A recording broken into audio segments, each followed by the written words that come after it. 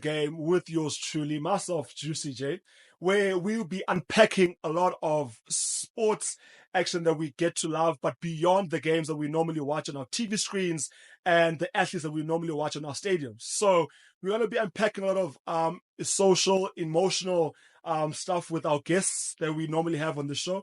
But obviously, I'm not alone. I am with my beautiful co-host, Nhlanhla. All right. So join us for the next hour or so as we have a good conversation around psychological side of sports, the financial aspects of it, and everything that goes beyond the game of sports. Welcome today to this very first episode. We've got a legend in the house. We've got a wall of famer, and he's a twin, but he'll tell us all about it. Mr. Akona Ndungane, how are you? I'm good, Nhlanhla. And I think for me, it's such a pleasure to be here for the first episode, and I'm looking forward to it. Absolutely. Yeah. We're also looking forward to having great conversations with you. Yes. We hope this becomes a safe space so that you share with us things that you don't share with I'm not anybody seeing a box else. of tissues here, though. I'm So I don't feel safe already. They are here. They come trust in, me. trust me. All They right. really, really are here. Okay. So just let us know what you think of the current state of rugby. I think as sports fans and as rugby fans now, I think we're in a place where I think we can see how far the team has gone from when Coach Ras or Dr. Rassi Erasmus now has taken the team from 2018, won the World Cup in 2019, 2023. And the growth of the team, you can see the players, they enjoy playing for the jersey. And I think that's one of his strengths. He brought the culture back into the side. He brought sort of that gees that you need as a team. And the players just enjoy being part of that squad. And I think the most important for me was getting a first Black Springbok captain. I think that's just Powerful. the icing on the cake. And not just getting the first Black Springbok. And I think we look at that team now and we see players from different backgrounds. Absolutely. Makazole Mapimpi from Konce, you see Ulukanyo you see Bonambi. The whole country now can relate to that side. And I think that's what that team is about. It represents the whole nation, and you see it from when the Springboks are playing. My mother-in-law is 80. She phoned me, I think, when the Springboks were playing in the World Cup, asking me what time the game is playing. Wonderful, yeah. So it just shows you how much the game has grown, the brand is grown. So we're in a very good space now. You mentioned, the likes of the Makazole Mampimpis, the Lucanio Arms, who also really have really great stories when it comes to their careers and the leading up to being a Springbok, right? You are former Springbok, Hall of Famer. Thank you. I think also you have been in the stage of being in a World Cup before, 2007, and, played in one of the most prestigious teams in the country, in Pretoria with the Blue Bulls. I think for me, I wanted to really start, for someone, for the people that are watching that don't know who you are, just break it down for us. You're from the Eastern Cape and Tata born, just, dive into that for me, so that, the viewers that are watching get to know who this legend is. So, I was born in Mthatha. Yeah. Grew up there, Mthatha, went to primary school in Mthatha. And I think how I got introduced to the game, my dad used to play rugby. And during those times, obviously the game was not professional. So they would usually play on Sundays because they had to work from Monday to Sunday league. Sunday league. So we would wake up and go to church with my brothers. And then from church, we go to the stadiums to watch my dad. And, I can speak on for every kid that's out there. I think your father is always your hero. Absolutely. Yes. You want to try and emulate what he does. You want to try and be like him. Yes. And hopefully one day you can go the extra mile and be better than him. And that's how we got into the game. So unfortunately, the school we went to in Mthatha didn't have rugby as a sport. So we did athletics and we played the soccer. And how good were you in The soccer. athletics? I could have been playing for the Chiefs now. Or could Really? have played for the Chiefs. Come on. Why Chiefs? Because that's the best team in the They're the country. best team. Yeah, okay, thank All you. right. Yes. At Yeah. least now, you know what I mean? Yes. Now you and I can Guys, relate what on is something. best? We'll come back to that. Yes, let's come back to continue. thank you. Please, let's continue. We'll leave that topic for now. Please. Yeah. So, and then we moved to East London. And I think it was a decision taken by my parents because, unfortunately, Mthatha resources are limited. And they saw that for us to become better human beings, they must try and provide Take us that. out, yes. Take us to East London. And we went to Hudson Park, and that's when we got Parky. introduced. Yes, Oh. got introduced to the game. And, you know, we fell in love with it. But obviously, I think as a kid, you don't know what the future holds. Absolutely. You're just playing because you're playing with your mates. You're enjoying high school. You're not thinking about what's the next thing. And I couldn't tell my parents that I want to become a professional rugby player. So they said, no, you have to study something. So I started quantity surveying. Jeez. Okay. All right. Is this now Hey. in university? Yes, yeah. So which PE. university did you go to? No, I didn't go to university. I went to PE Technical. Okay, Oh, okay, Yes. okay. Okay. Yeah. So you didn't go through the Varsity Cup route? No. And Varsity Cup in our time, it wasn't as big as it is now. Okay. Well, Yes. was it there though? It was. Okay. Yes, yeah. So there was a bit of inter-varsity plays. But if you look at it now, it's a big stepping stone for the up and coming future Springboks because it's the amount of exposure it has. Lots of these unions go out and look for players, and players can move from Varsity Cup to the senior contracts. So then I played for Border, played for Eastern Province under 21, played for Border, and the Bulls came knocking. So when I remember Venice Stradom was the team manager back then, he phoned me. He's like, listen, we're interested. We want to bring you to Pretoria. Now you must remember, you're a boy from Mthatha. Now you're thinking, Pretoria, you Afrikaans. It's a big city. It's close to Joburg. Yeah. And you must remember from Mthatha in East London, you always hear stories about Joburg. Of course. Now you're thinking, okay, are you going to be able to survive in a place like that? But I think fortunately for me, because I had moved away from my comfort zone, which is home, my mother, my dad, to go stay by myself in PE. So I sort of adjusted to being by myself so I could make the move. And so I phoned Otto and I was like, listen, this just happened. What do you think? He's like, Chip, you're going to love it there. And I made the leap and I never looked back. Following you're trying to follow your dad's footsteps and looking up to the father figure, which is your dad. Yeah. And then, because you have a twin brother. Correct. Did you know? He has a twin brother that also plays rugby. I think who's probably better than him. Really? Which one is it? What do you think? Are you finished? I'm sorry. I'm sorry. I'm sure you guys have the banter as well. We do. So how I shut it up very quickly, I say, okay, I've got two Super Rugby titles. I've got a World Cup medal. Yes. I've got Hall of Famer. And then I think from there it just closes the chapter. Right. Okay. Yes. Yeah. Coming from Mthatha, you know, because I'm also from Mthatha as well. And also just... Okay, I'm not from Mthatha. Where are you from?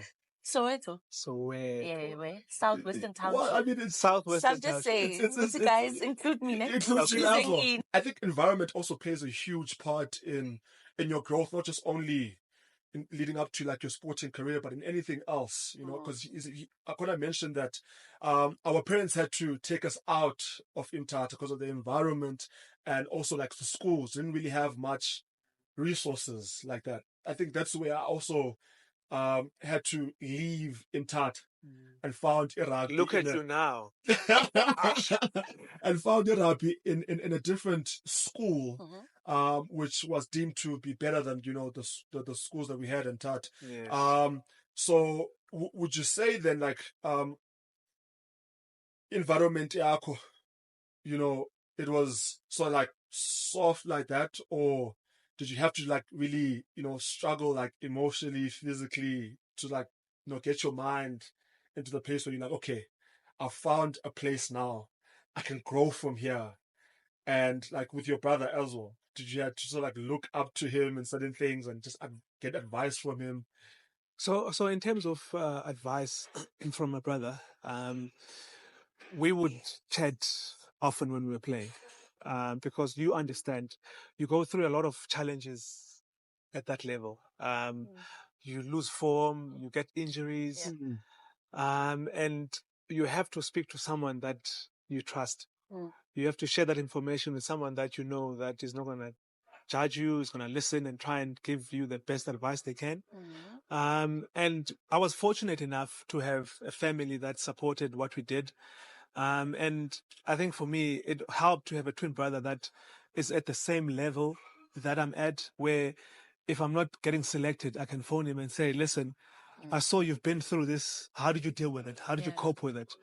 And it gives a lot of comfort to hear that from him, and you know what it took for him to get out of that, to get to the top. And then for yourself you can also do it.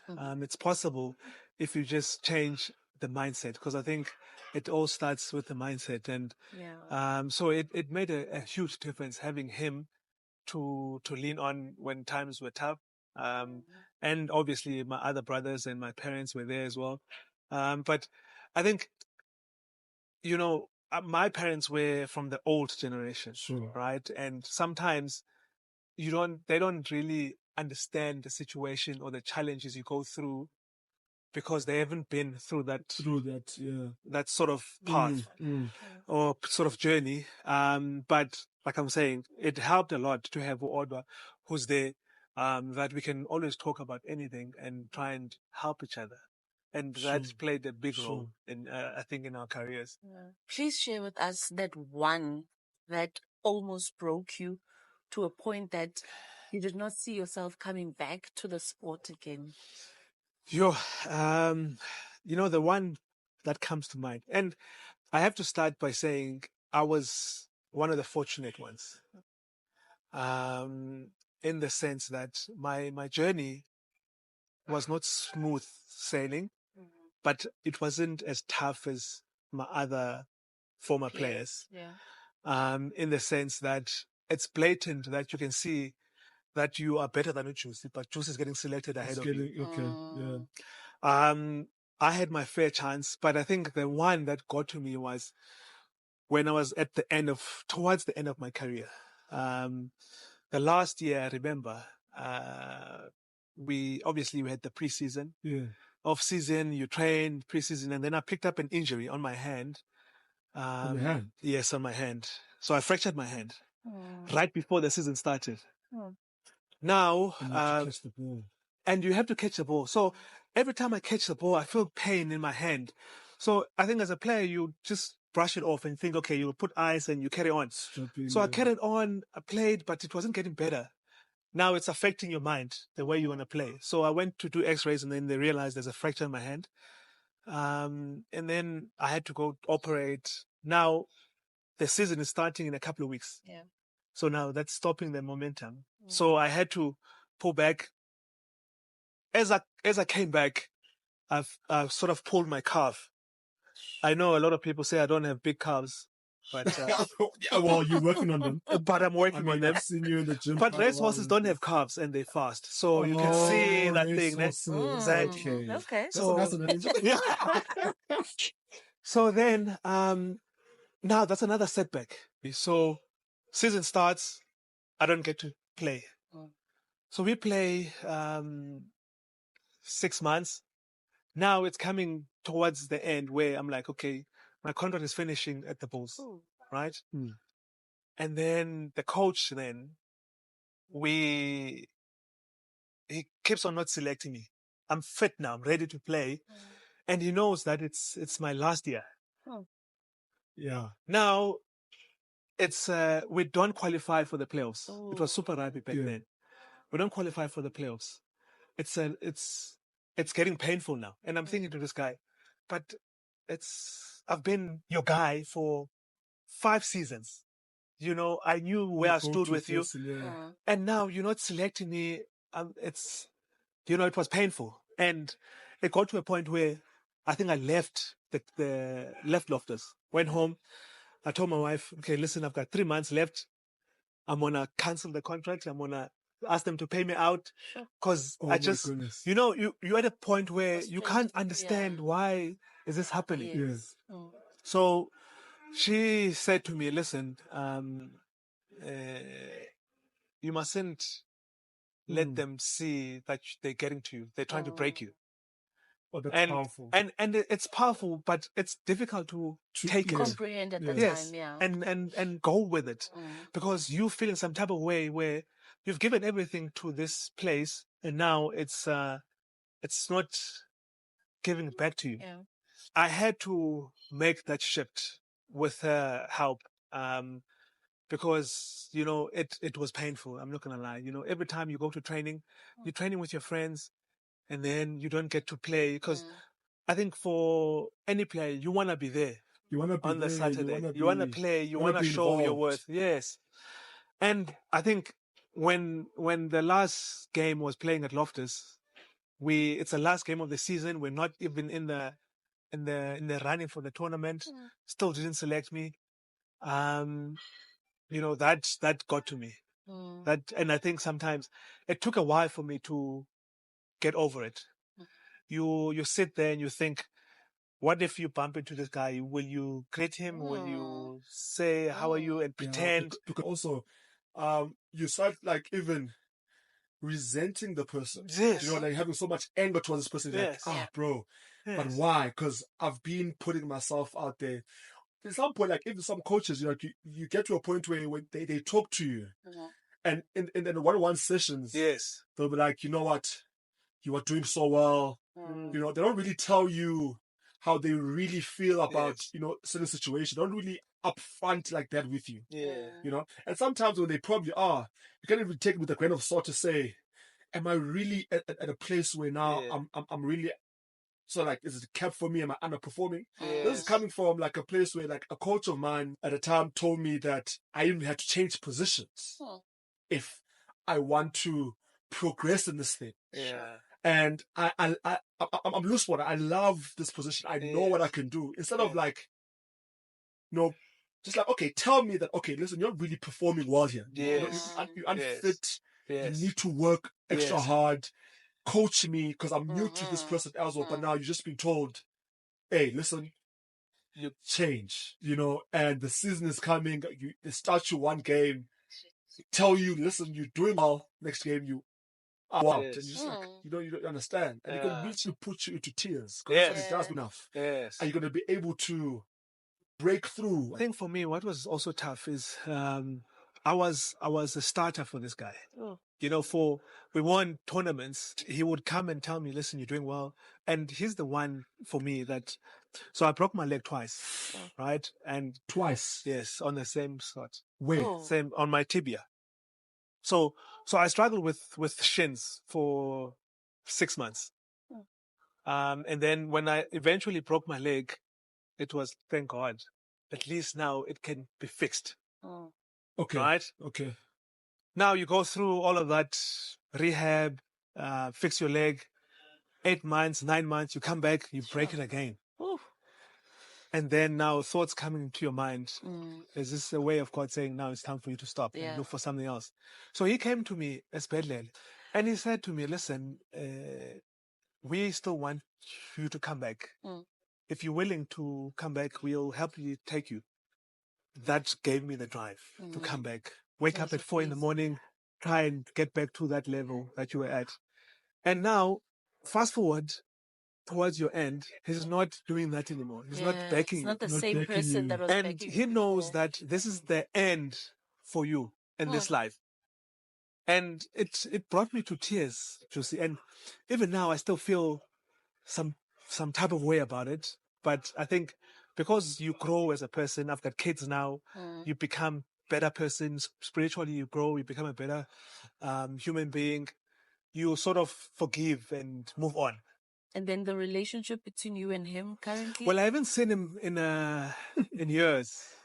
I think you haven't bumped into him. I haven't bumped into him.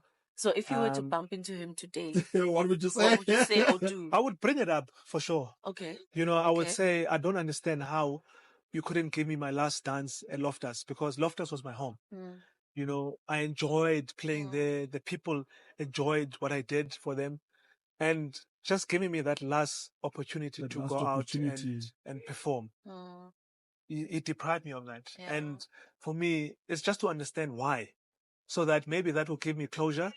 And not because now at the moment I'm thinking maybe no, it was someone else that told him this or someone else that made him do that.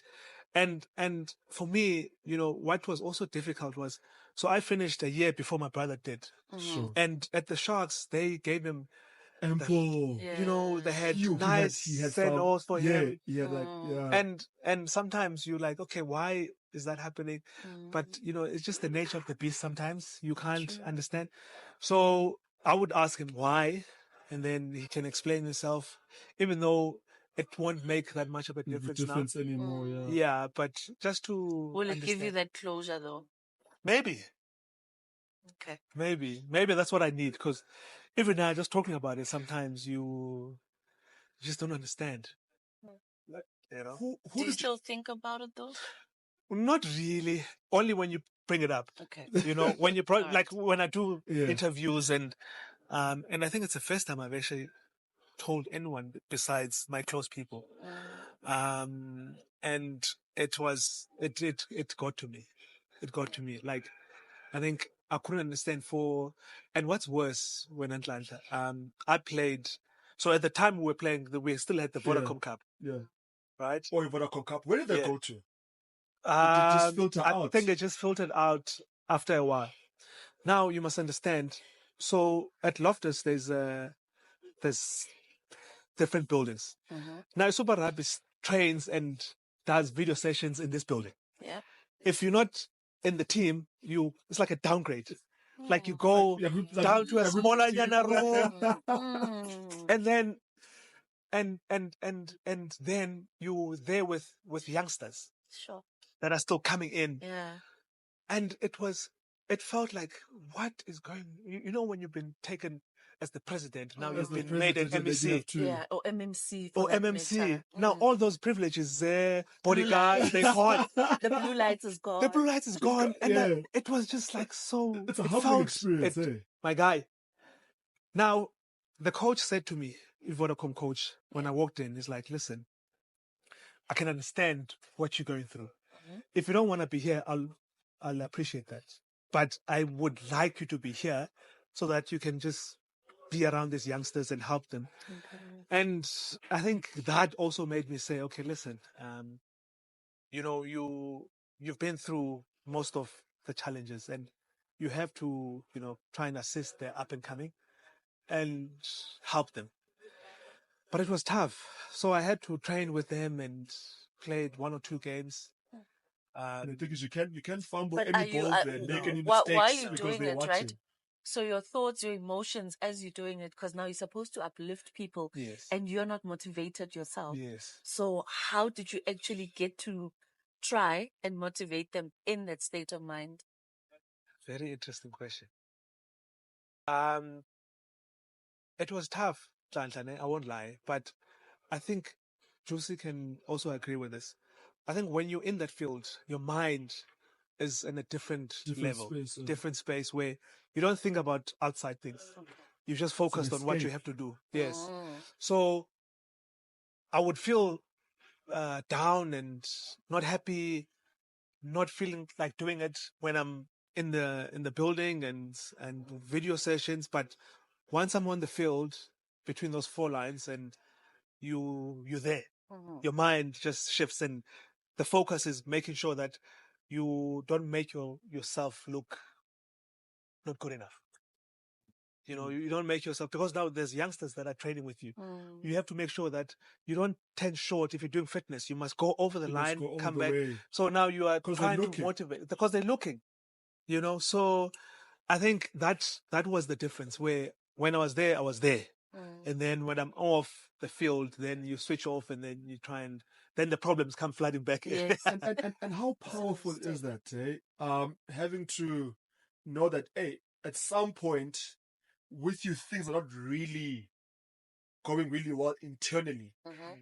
but you have to show up in a sense that because there's Yes. people watching, Yes. right? In this scenario, we have young kids looking Yeah. up to you, or you as the most experienced person. You know, now this can either be as a parent, Mm-hmm. Yeah. this can either be as a leader in the community. But as a leader, people are looking up to you, Yeah. but internally they don't know what you're dealing with, Yes. all right? And then not having to take those shortcuts, right? It says something, it sends a message to them that, hey, this is where we need to also be to try and get to where this person has been, Mm-hmm. right? And I think what we sort of like lack nowadays as well is that we don't have much, you know, all those leaders in our communities that like, hey, I need to look up to this person because I mean we've looked up to a lot of people, you know, growing up. Even for myself, you know, I had to at home. I'm the firstborn, right, and then I have siblings that come after me. So Hey, which good luck to them. so you know, I mean, so which means I didn't really I had to outside my dad at home. I had, you know, other people that I probably had to look up to that are outside like from school, or someone that I thought like this guy is a prefect, he's loved by the teachers, he's a big rugby player because rugby was my space. Yeah. And having to see how you react to situations when things are tough. Yeah. Yeah. Do you know what I mean? But then now at the same time, like, how do you take care of yourself? You know, in those moments, like, did you have any support, like someone that you sort of like rely to, and you go like, okay, if I go to this person, Yes. I'll come at back least feeling I'll better. come back, you know, to be able to manage stuff and perform. You know, I think foundation is important. I'm in construction now, so Yes, QS. building. If the foundation is not strong, it's gonna have problems.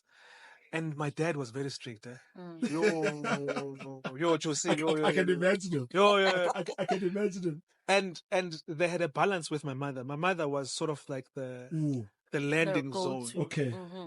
Because my dad, we knew about, hey, listen, you don't mess around here. Because, and you can understand, you are raising boys, Mtata.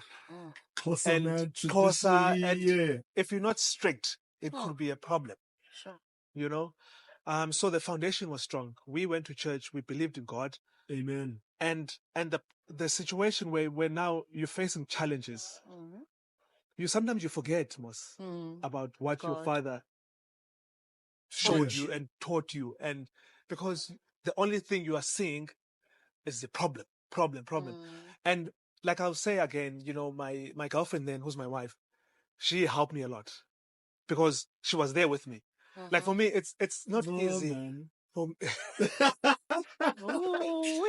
It's not Tissue. easy. It's not easy. Not yet. Not yet. It's not easy for me to just pick up a phone and say, hey, I've got this problem where this coach is doing this. Because you need to be there to really understand how I'm feeling. And she was there, and I could just pour it out and say, I want to leave. Safe landing. Yeah, Safe I want to spot, leave. Like, I want to leave. I'm tired. I don't understand. I'm going to just do this. And then, you know, the Bible says, don't look like your problems. You know, don't. Which verse is that? It's there. It's there. I know Okay. it, but It's there. it's there. Expose her now. That's what I'm trying to find out. It's there somewhere. Okay, what I'll do, I'll look it up and then what's happened. Please, eh? Yes, yeah. Then next episode, before you start the show, you say, okay, this I way. This is the verse. Yes. Do you know it, Nhlanhla? No. I hear about it, but I did not know that it's in the Bible. Okay.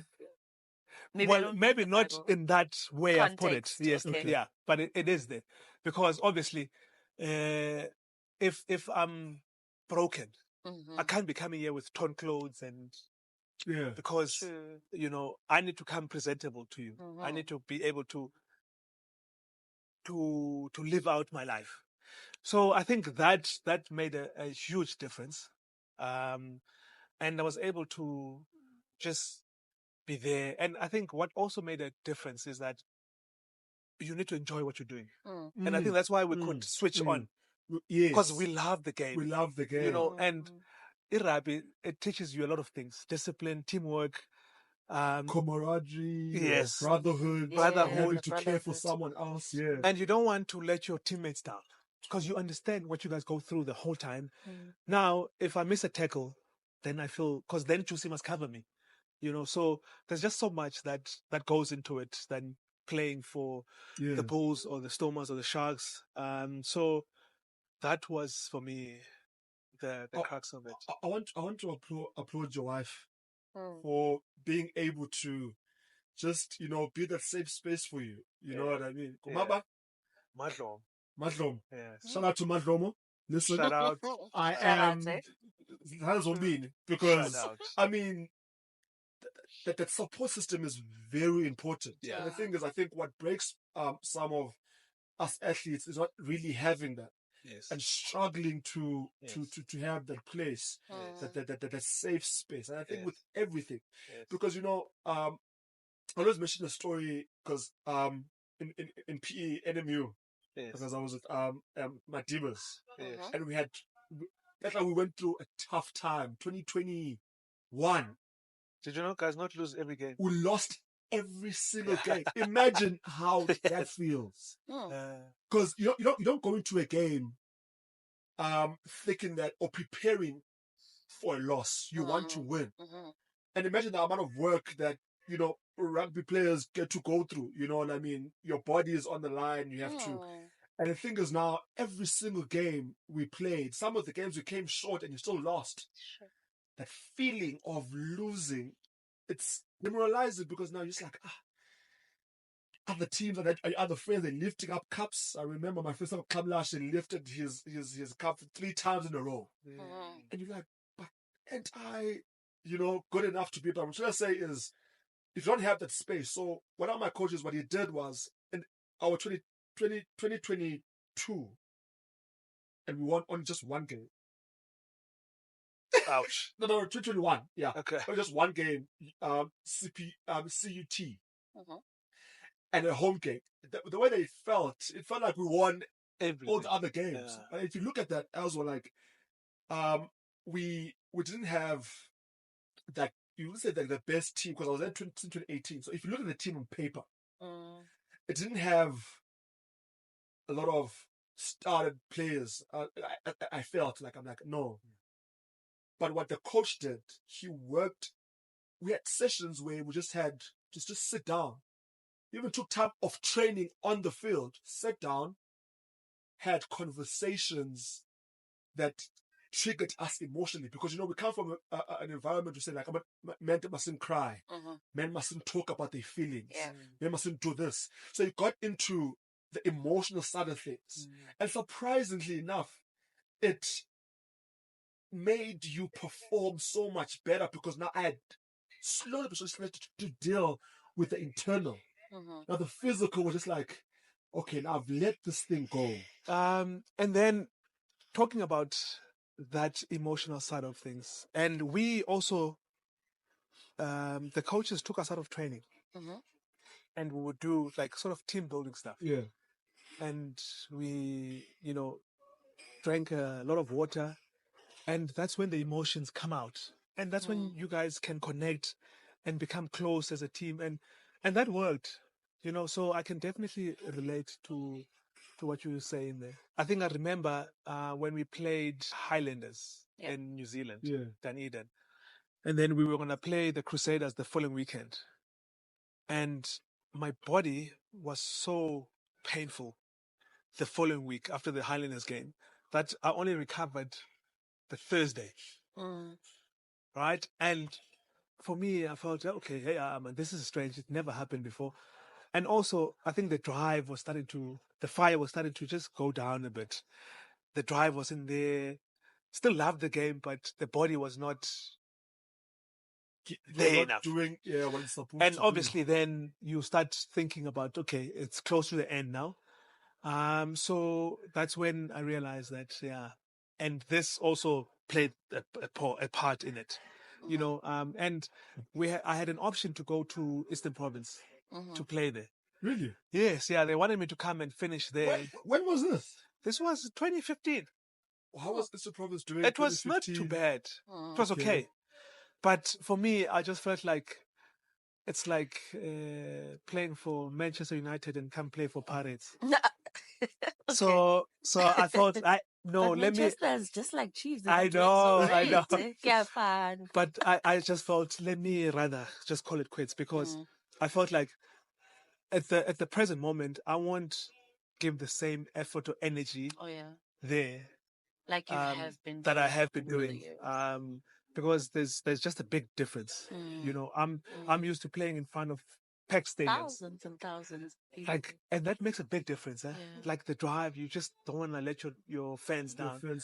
And then you go to a place where it's like 1,000 people there. It's just not the same. So that's when I was like, I've had my innings, and it was beautiful, no regrets.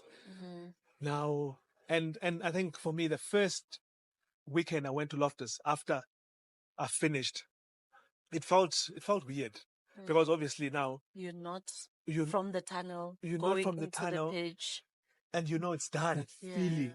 And you're not like you're injured, you want to come back.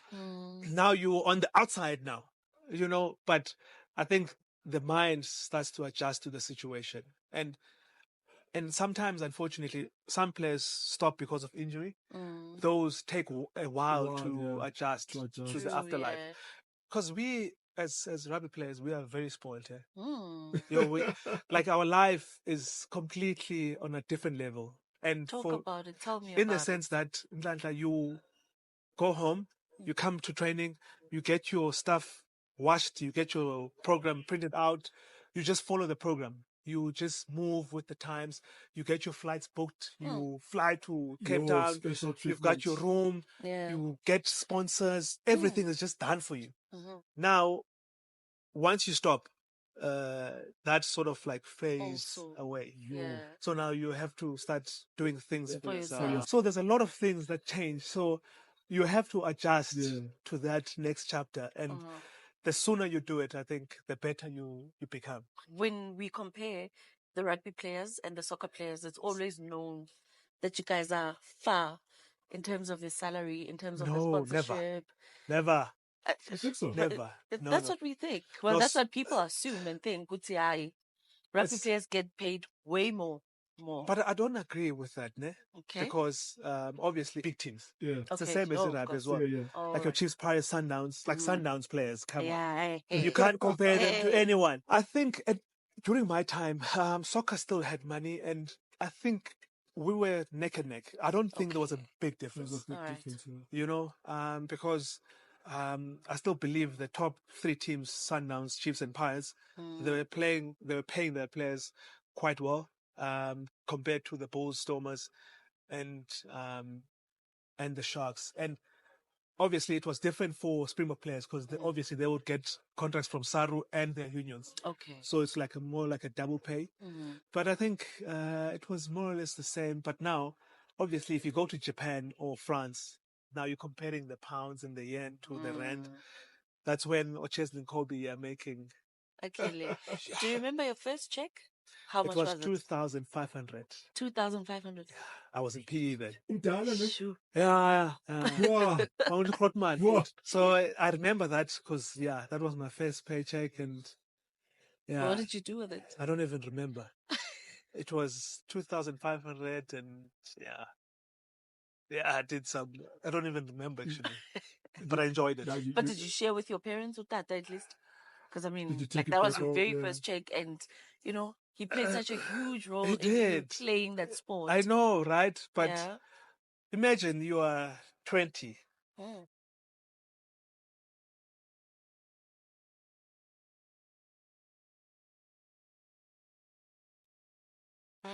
You're with your friends. So you're in PE. You had to go. Now there's nightclubs, there's situations that you need to look out for. Some bottles. You know? So, but obviously, at the later times of your career, I blew it. Yeah, I blew it, and I enjoyed it. It was coming back the next month anyway. Yes. You know what I mean? Yeah. It's your first, and there's more to come. Yeah. No, man, that is really nice, because I've actually a fond moment of my first time meeting you. He was very sort of like, I was so scared of him. It was you. I was not studio. No. When was it? The first time I met you, because as a fan of rugby, aspiring also to become, a Springbok one day, play professionally. So interestingly enough, that was my second time in a plane ever. In there? Yeah, In a plane. my Oh, second plane. Okay, yeah. Yeah, my second flight ever. Excited, going on a family trip with my parents to Durban. It was myself, my sister, and my dad. So Sukemonti going to Huh? Durban. That flight was going to Durban. Okay. And then you were sitting at the back. Not my brother. Could have been. Huh. Uh-huh. Remember, it's got a twin. And now You guys are so identical. no. Are you sure? For the sake of the story, it was you. Okay. Please. could have been your brother. Yes. Because Durban, he is based in Durban. Correct. Mm. Oh, now I feel Could better. have been your brother. I thought I met you. I thought I met you the first time as Studios. No, wait, no. For the sake of the story, Okay, you're sticking to it, ne? I'm sticking to it. All right. That's It was Okay. you. Okay. And what I happened? mean, because you and your brother are twins, so it's you, you're the same person. Yeah. It's fine. I've paid for his sins anyway. So. Yes, I go to the back. Shared girlfriends, maybe? As you were saying. Hey, Dan. Okay. So I go to the back. Yeah. I'm nervous. So I consult with my dad first. I'm like, Dad, the Springbok is, the rugby player, is a big winger. But I doesn't even have a clue of what I'm talking about. But I'm so excited. I'm nervous at the same time. Like, should I go? So he's like, he doesn't know whether I should go or not. But I was like, okay, let me go. So I go and I sit down next to him and I introduce myself. I'm stuttering in my words. And my name is I'm so noble. You know what I mean? It's like, listen, calm down. It's okay. And I ended up sitting next to you the whole flight. Wow. They were just having a conversation. I was getting advice. Hey, this story is a made-up Nah. story, though. Yeah, he's on it. I'm getting advice. So how was That was the you. seat next to me available? No, there was no one. There was you. There was no one in the middle, and then it was me. Okay. Because remember, it wasn't a full flight. Okay. And also, it was one of the evening flights. Okay. So not a lot of people were traveling at that time. The weather was also very misty. The flight was. I remember at some point the turbulence. Did you listen to me though? By the way, did you listen to me? Did you take what I gave you? I took when you told me to just keep on working and not really because I was explaining how I felt Iboda and being from Iboda, how we also looked down upon, Yes. and where I wasn't really. I want to go to the big schools. I want to, and he's like, no, listen, be part of where you come from and just take it step by step. Believe in yourself. That was me. That sounds like me. It does right That now. sounds Right? like me. It was typical one of those, hey, I believe in yourself. You know what I mean? Because you don't wanna tell a kid, a young kid that's trying to make it to where you are, not to believe in themselves. Do you know what I mean? And there was another conversation. We didn't talk really much. And it was like, okay, looking at the front, enjoying the flight, sleeping. And then at the end, take care, keep on working. It was about grand. And that was it. So my story, Gemo. Mm-hmm. I met him there at the studios for the first time, right? This is my story. Yeah, and you're sticking to it. And I'm sticking to it. So, but yes, that was me that was telling him, believe in yourself, go out and, do everything you can. Now, they tell us, walking in the shopping center, hey, why are you not training? Why are you here? They're like, about why are you not at work? Like, what is that? How did you get one of those? Yeah, no, when we're not doing well. We lost a couple of games in a row as well. And, Kaiser Chiefs. What Kaiser Chiefs are you talking about? Yes, Mangus. It's okay. We've got Juicy J coming to the studios. I'm like, Juicy J? Hi, big brother, this and that and that. So I'm like, now we gonna have him. So now you must do your homework. Hey, I don't even watch Big Brother. So fortunately, my sister watches, is a fan. So I phoned my sister and said, listen, hey, help me, man. Juicy is coming. Who is Juicy? This and that. So she gave me some questions for Juicy. And then I got to sit down with him and I asked him some questions there. But till this day, I still don't understand how he did Big Brother. But yeah, maybe it was some of my words back then. Rather, that got him into that house. Some of your words. Yes, Definitely some of your words. But I realized Shem is a good person. And my sister loved him, which was also something else. So that was my story. So we're Okay, guys, practically let's family now. come back here. Whoa, Yeah. Back here. We are right here. Also, where to sorry, Please, I was in Tata. come back. So okay. Tata Joburg is a long flight. Right. So Yes. let's I think we'll wrap it up soon. Yeah. But I just want to understand the transition, right? Yes. Because now you like, look, we've gathered that you didn't leave when you wanted to, and psychologically you were not in a space where you were ready to actually hang your boots. Take me through the first month of post that moment. So last salary from the Bulls comes in. And now you're thinking, okay, what's next? And let me start by saying, I think, it's unfortunate that we don't have a lot of mentors or people that can assist soccer players, rugby players, cricket players, Just in terms athletes generally. and like more black athletes. White athletes are more prepared. Let's say 90%, because there's still some that blow their money and they're struggling. But I think black athletes are more in that other side where they play for Chiefs, Bulls, but when they finish, they don't know what's next. And and I understand why, because when you're playing at that level, you just focused on playing. You're not thinking about tomorrow, because life is there, life is good. You're playing, you get your money every month, but it's crazy how much time flies. The next thing you realize, it's your last contract, and you have to maintain that lifestyle. And unfortunately, some people can't adjust because you have to sometimes maybe take 2 steps back to be able to build again. And when you're playing at that level, you get insurances and retirement sort of savings and all of those. So they pay, and then they can sustain you for maybe 12 months or depending on the one that you took. So fortunately for me, that sustained me for 12 months, that I can still have that same salary. And then SuperSport came in, knocking, and they gave me, work where I thought I would actually never work for SuperSport. Sorry, I know I'm talking in circles, but after that time where, like you said it so nicely, that I didn't stop at my own terms. I was like, I'm done with it. I don't want to do anything that has to do with it. And then Umadloma said to me, listen, rugby is your life. You can't just walk away from it. Sometimes we think that this is what your life should be like, but God has a plan for you. And I never thought I would go back to rugby, even though I was like, SuperSport, not for me. But I ended up at SuperSport, and I enjoy doing what I'm doing. And also, I've got a construction company that also paved the way for me, I think, to be able to sort of have a good life afterwards. Because, so I think I was fortunate enough to sort of like be able to have a good afterlife, because I think sport is one of the toughest jobs you can do. Because you retire at 34, 35. How is that possible? True. But life still goes on for another 30, 40 years. Yeah.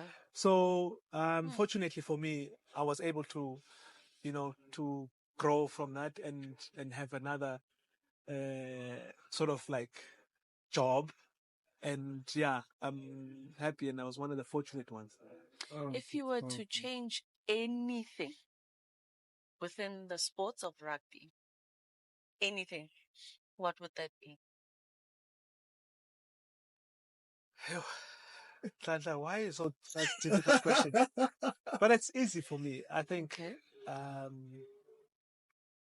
what I would like to see, and I'm slowly seeing it, is just every single player gets a fair chance.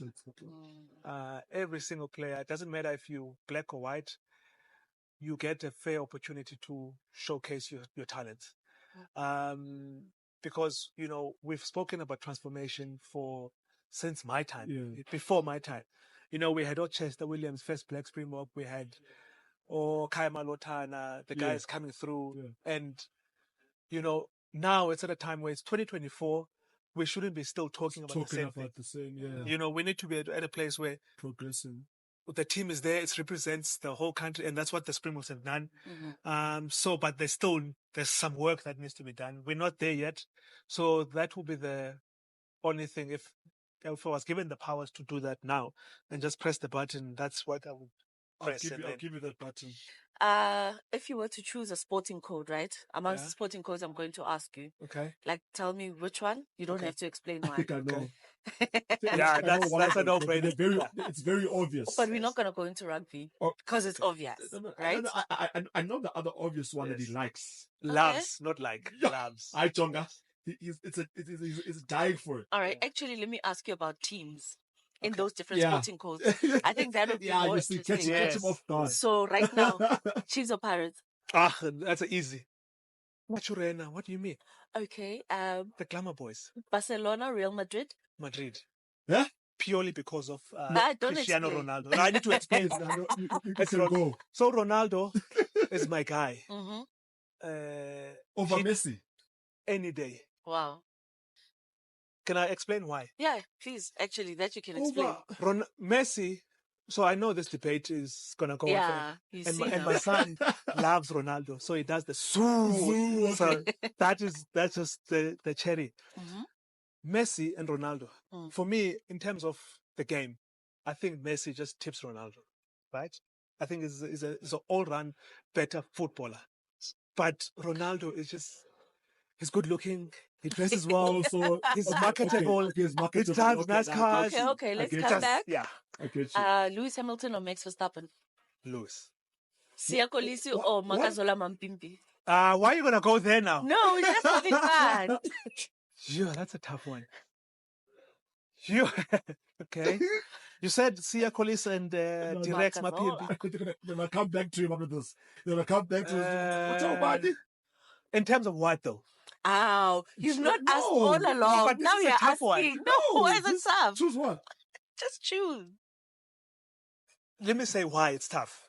Ne? You're still going to choose, right? Yes, okay, I will. Cool. Sure. So you said Madrid, Barcelona. Yeah, and you said Madrid. Because it's both soccer clubs. Yeah. You said Chiefs, Pirates, same. You said Max and Verstappen, which is they F1 drivers. The other one has won 4 times, the other one has won 7 times. Right? Okay. Now you're saying Siya or Makazola. Yeah. But now the difference is he's a loose forward and it's a wing. So if you had said Brana Bano or Mapimpi, then it's like for like. Okay. Yeah. So that's why I'm saying it's tough. And in what context are you asking? Choose, Buddha. Choose. Okay, I'll go with Usia. Usia is the one that kids look up to and say, I want to be a Springbok captain one day. If not saying Umapimpi, they don't do that. But Usia is our first black Springbok that has gave us joy. So I'll say Usia. Okay. But I still love you, T-Rex. And coming to the sport that you love so much, yes. Who is your top guy? Your top person? Tiger Woods, any day. He's the one that's... So my dog is named Tiger because of Tiger Woods. Are you one of those? Did you name who? His dog. Okay. After Tiger. So now here's a funny story before we go. I've taken over your show now. No, I wanted to say my kid obviously he turned 4 last month. So my dog scratched him in his face. Yeah? So he gets to class. It's like a tiger scratched me.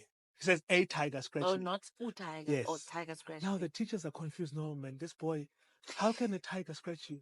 And then they thought, my boy is talking stories. So I dropped him off at school this one day. So the teacher was like, hey, Uluna says a tiger scratched him. Is he okay? What's that? Like, no, he means tiger scratched him. Now the light came. That makes sense. So, yeah. All right. Oh, so, interesting story. How long have you been playing, actually? Playing golf? Yeah, actually, why not? So I've been playing. How do you get into it? Because I'm actually someone that's quite interested in trying to. So when you get asked this, we must tell them, but I said to you, come play. I did say what's your handicap? 4.2 Oh. index. Hey. Oh, All right. Okay. No. Oh, wow. Yes, that's Soweto. Is this your guys' credit? And that's how we closing the show. Yes. Who says Soweto? Yes. So it's converted. Okay. No, I'll give it to you. Yes. All right, guys. I think we've had equally interesting conversations. Yes, thank you. We didn't bring the tissues out for whatever reason. Juicy, Or the next better one. do your work next time because I wanted those tissues to come here. No, I was ready, ne? Yeah, But I know. Josie, do your work next time, please. Guy to crash. Yeah, so I think for anyone who aspires to be a Springbok player, Bafana, who are doing very well, by the way, currently, netball player, what's important is, I think humility starts for me. Also discipline. And I think if you have a dream, don't give up on your dream. Keep chasing your dreams. No matter who says what to you, just know that you're worth it and you can achieve anything you put your mind to. So good luck. Hey guys, we've had a really thrilled one. I wish that, the time had more time to just really unpack because we were just really getting into it there. Yes. But yeah, thank you so much, Legend, for coming through. This really means so much to me, to have you in my first our first episode of Beyond the Game. Springbok Legend, Hall of Famer. So now where can, anyone that's watching, where can they find you? Either on social media or on TV. Okay. So on TV, obviously you catch me on SuperSport, where we unpack the games. We've got Upaga that people can watch. That's in Venek. And on socials, okay, now I feel important. Influence. So on socials, Instagram, X, Akona 14. So guys, that is where you can find Akona Ndungane and engage with him, follow him, and also just make sure that you also subscribe, like, and share. If you haven't subscribed yet, please make sure you do that and make sure you just, engage with us and follow us on all social media platforms. And Nhlanhla, any closing remarks? Thank you so much, guys, for joining us. We will give you more conversations like these. Better and better and better all the time. Thank you so much, Legend, for making us better people. We're shining today because of you. Thank you. Thank you, Thank you guys for watching, subscribing, and liking. Next time, Audi.